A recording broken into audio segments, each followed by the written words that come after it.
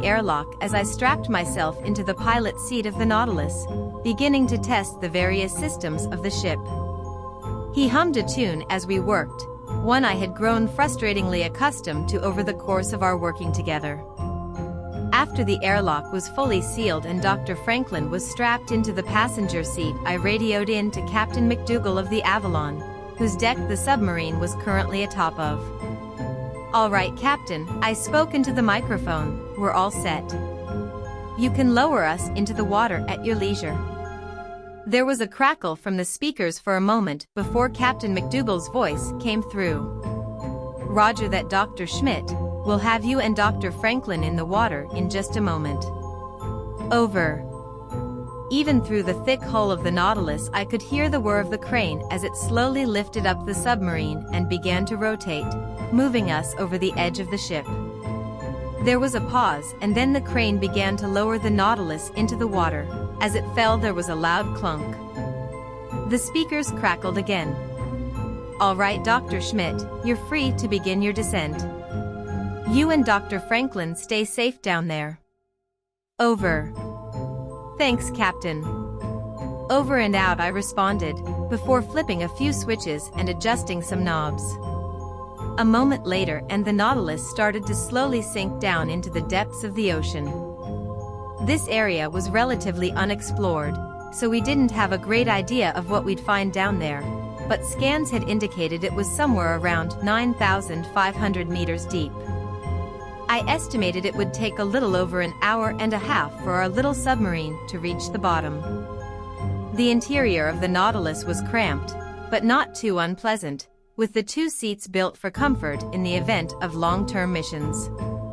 There was a single, extremely reinforced porthole to look through, but most visibility was via the camera installed on the exterior of the craft. Bizarrely, the submarine did possess an extremely small airlock, barely enough for one person to squeeze through at a time, along with some scuba gear. This was justified in training as a method of escape in the event that the submarine was unable to fully reach the surface, but at the depths we were operating at it seemed utterly useless. Anyone who left the safety of the submarine at, say, 6,000 meters, would leave behind a body that was completely unrecognizable even if it was successfully recovered. As I pondered the ridiculousness of the airlock, Dr. Franklin began to hum the Irish Rover once again. "Will you stop that, Robert? It's getting on my nerves." He stopped humming and looked over at me sheepishly. "Sorry, Amelia," he said, "I just hum when I'm nervous is all." "There's nothing to be nervous about," I responded, perhaps a bit curtly, "or do you not trust my piloting skills by now?" "It isn't that. It's just, don't you ever feel scared? Going down this deep?" There was some slight tension in Dr. Franklin's voice. I sighed, rolling my eyes as I checked our depth gauge. "You know, Robert, I swear you've got to be the only marine biologist in the world with thalassophobia." That got a chuckle out of him, and he gave a quiet maybe so in response before leaning back and closing his eyes as he tried his best to relax. I felt a little bad for him. I can kinda understand his nervousness, and I understood he was going through some tough times at the moment. His mother was currently in the hospital on life support, nearing the end of her life. He'd been offered to sit this dive out, but he had refused. As the Nautilus continued on and on into the deep, the light became fainter and fainter. The various schools of fish we passed began to become fewer and fewer, until soon it felt as if we were all alone in an endless, starless night. It was slightly eerie to be sure, even to a researcher like me. About 15 minutes later, once we reached around a kilometer down, we found our first deep-sea organism. Slowing our descent until we stopped moving, I moved the camera to focus in on the indistinct shape on the monitor, until it became clear.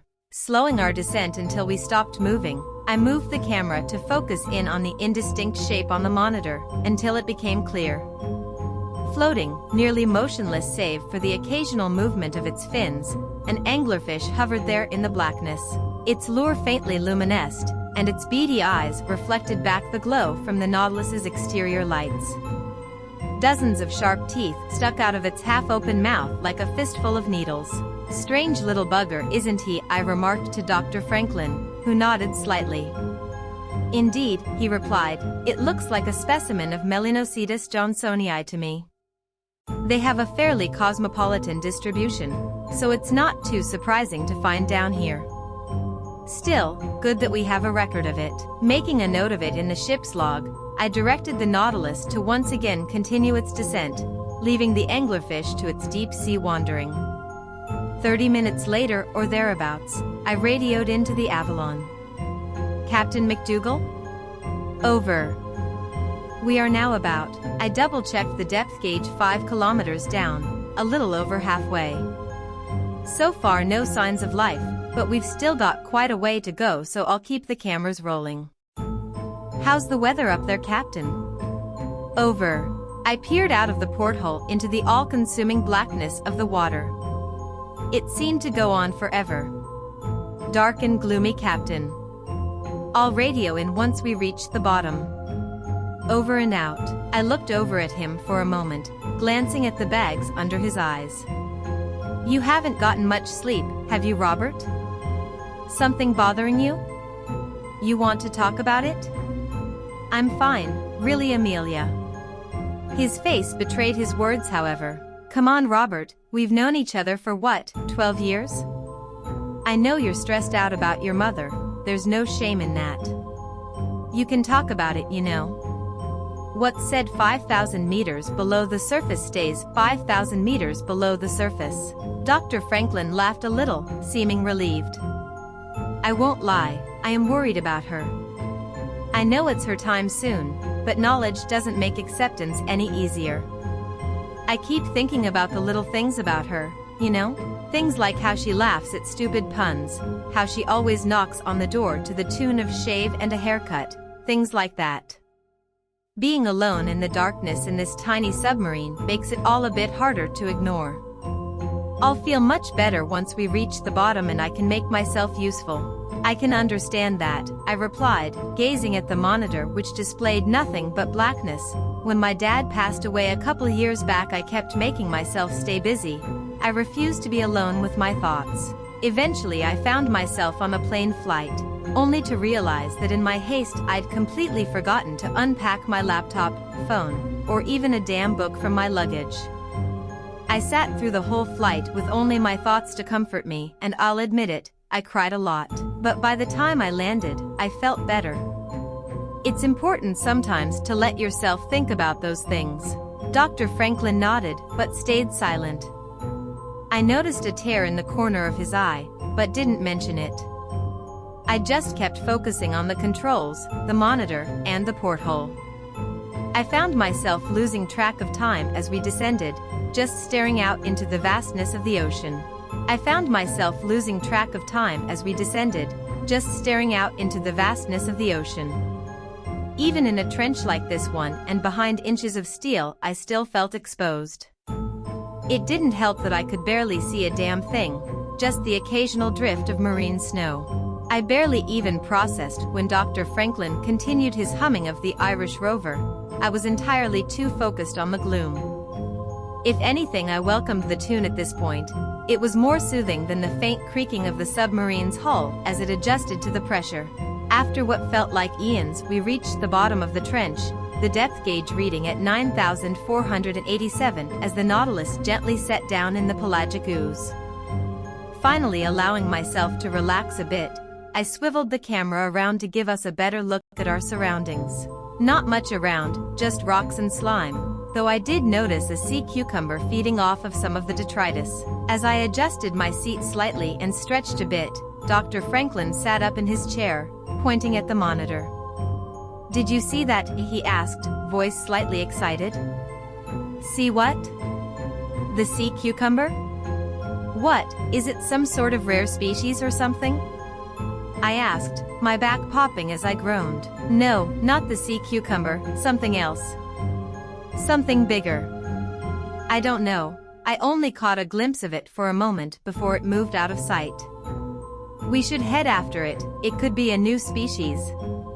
He sounded excited, a welcome change from his nervousness during the descent, so I obliged him. The exterior lights swept gently over the ocean floor as we were quietly propelled forward by the submarine's engine. Occasionally, I would see something loom out of the gloomy nothingness, only to realize it was just only a rock. I was beginning to get impatient after about 5 minutes of this, whilst Dr. Franklin continued his incessant humming. "Look, Robert, I'm not seeing anything. Are you sure the stress just isn't getting to you?" "Maybe it was just a trick of the light," I said softly, trying not to offend him.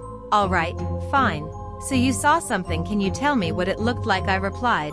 Trying to calm him down, I glanced over the monitors, trying to get a glimpse of something, anything that might have aroused Dr. Franklin's curiosity. "I don't know quite how to describe it. I didn't get a great look at it," he said, bouncing his leg in a combination of excitement and frustration. "From what little I could see, it was dark in coloration, perhaps slightly reddish, and large, huge even. I think I may have caught a glimpse of a fin."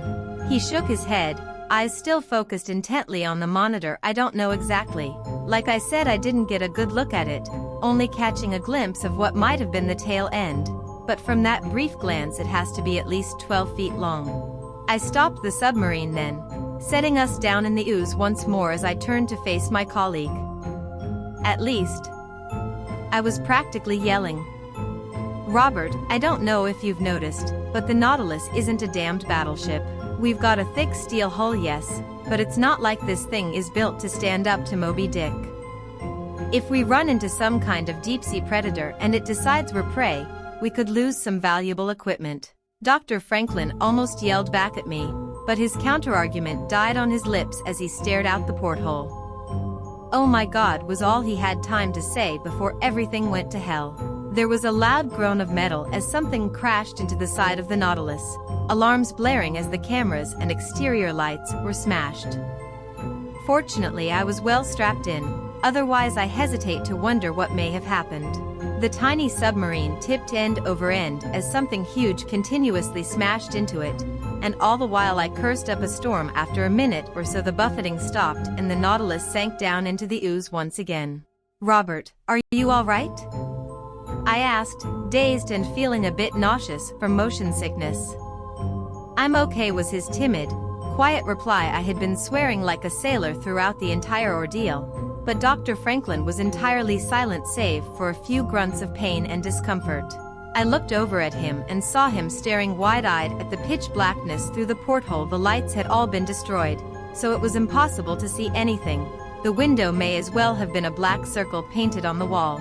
"Did you see what hit us? What was that thing?" I questioned him frantically, trying to figure out what our next course of action should be. Dr. Franklin didn't reply. He just kept staring at the porthole, beginning to hum the Irish Rover faintly. Praying that the radio still worked, I attempted to reach the Avalon. "Mayday, Mayday, the Nautilus's propulsion system is damaged, along with the cameras and exterior lights. We're going to need to be pulled up, over." "Roger that, Dr. Schmidt. We've got your coordinates fixed in the system. Looks like the tracking device is still operational. We should have you up here in about 2.5 hours. Depending on how fast we can get the cable down there. Hang tight, over and out."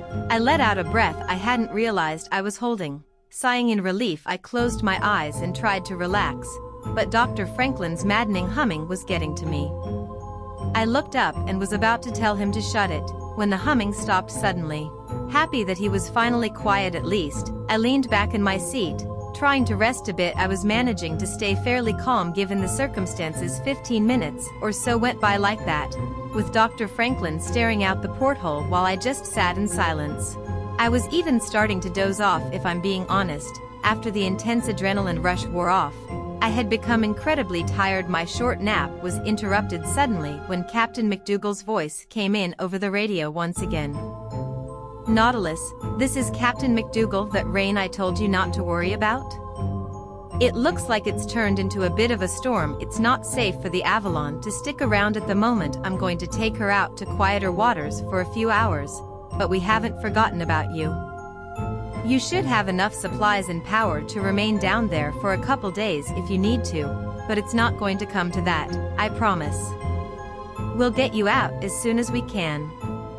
Hold tight down there, Amelia. Over and out." I slammed my fist on the dashboard in anger. God damn it. I shouted, loud enough to ring in my ears due to the cramped space. Dr. Franklin shushed me, putting a finger to his lips. "Be quiet, you'll scare her off again," he said, sounding almost excited. "Scare who off?" I asked, getting a bit nervous. I didn't want to be down here with someone having a mental breakdown. Dr. Franklin motioned for me to look through the porthole, and so I did, leaning forward to get a better view. At first I didn't see anything with the exterior lights broken. All was blackness once again. However, as my eyes adjusted slightly, I detected a faint luminescence in the distance, an indistinct shape. I couldn't quite discern how far away it was, so I wasn't able to tell its exact size. "What is that?" I muttered, more to myself than to Dr. Franklin. "Can't you tell?" he whispered, almost sounding reverent in his tone. "She's my mother." I kept staring at the distant, glowing figure, trying to make out further details, but I couldn't make out more than a vague shape. Eventually, Dr. Franklin gently tapped me on the shoulder, saying, "May I look again, please?" in an unsettlingly calm voice. Despite his apparent calmness, looking into his eyes I could see an incredible amount of tension, like a violin string pulled so tightly it is about to snap. I knew if I were to deny his request, he would get violent. I pulled away, trying to make myself comfortable in my seat. A million questions swam in my brain, and I began to lose focus on my surroundings as I pondered all that was going on. What was that thing out there? Why does it look humanoid? Why was Dr. Franklin convinced it was his mother? As I continued thinking over my situation, I tired myself out yet again, and before I knew it I must have fallen asleep a second time. I know it doesn't make any sense under the circumstances, but you must understand I didn't think I was in any immediate danger, and it's not like there was much to do. I awoke to the sound of knocking on the hull. I could tell it wasn't coming from inside the submarine. It was too loud, like the toll of a bell. It was the old shave and a haircut knock, plain as day, too distinctive to have been a coincidental sound of the steel hull adjusting to the pressure. I moved over to the porthole, pressing my face against it, but I saw no sign of the glowing entity from before. Again the knocking sounded against the hull, slightly louder this time, and the exact same pattern. Dr. Franklin clambered towards the airlock, hands shaking. "Don't!" I shouted, reaching a hand towards him. Without a word, he swung his fist directly at my face, smashing my glasses and making my vision go black for a moment. When I came to a few moments later, Dr. Franklin was already in the airlock chamber. "Goodbye, Amelia," he said, smiling as he pressed a button. The airlock door closed on my end, and I began to shriek incoherently, pounding my hands against it. I am grateful the airlock had no window to look inside the chamber. I don't think my mind could have handled watching Dr. Franklin die. The distinctive tune of the Irish Rover played in knocks on the outside. I looked out in the porthole in confusion, but I saw nothing. My vision was too blurry to see much of anything. Even if it wasn't pitch black out there, the tune continued incessantly, getting louder and louder as it progressed. It's been a few weeks now, and I haven't been back to work since. I used to love the ocean. I thought it was beautiful, mysterious, and fantastic. Now I can't even go into an aquarium without having a meltdown. I don't know what was down there. I don't think it was the ghost of Dr. Franklin's mother. She died a few weeks after my experience. I don't think whatever was knocking to the tune of the Irish Rover was the departed spirit of Dr. Franklin either. The anglerfish lures in its prey with a highly specialized fin, one that glows slightly in order to be more attractive to other fish. When they get close enough, the anglerfish lunges, devouring them. That glowing figure in the distance, it makes me wonder whether or not Dr. Franklin fell victim to it.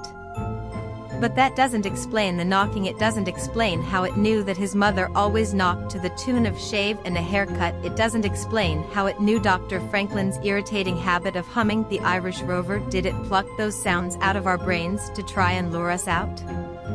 I requested to view the video recording of our descent, but the higher-ups won't let me. They insist that the recording was corrupted and that it's unviewable. But I know they just don't want the public to hear about it. Whatever you do, don't approach that thing. If you do, don't let it lure you outside.